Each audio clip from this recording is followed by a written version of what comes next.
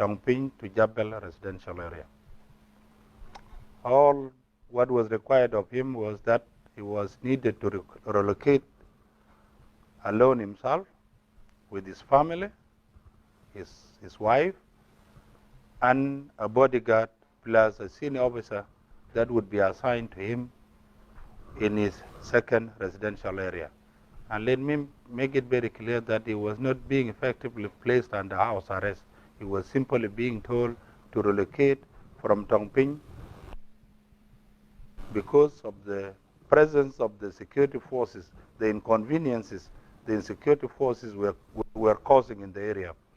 You know, Tongping area has a lot of diplomatic missions.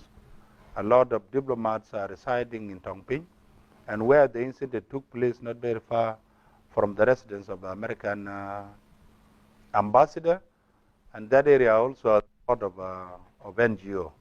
So the stationing of forces in the area had caused a lot of inconveniences in terms of freedom of movement and in terms of feeling at ease. Then there was a third force now that came on the scene to enforce the directive by way maybe of providing extra security and escorting him. Now the confusion started building up.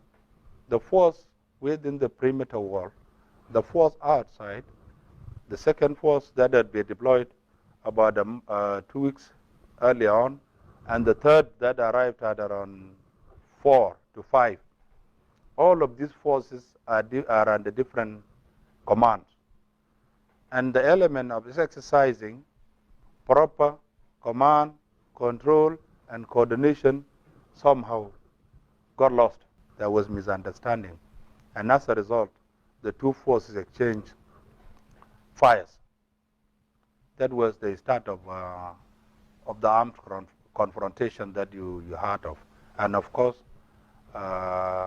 small arms fire was heard, followed by other combat support weaponry systems.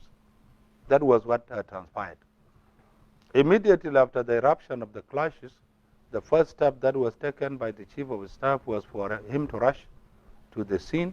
He was able to convince and order the warring parties to cease all forms of hostilities, which they did,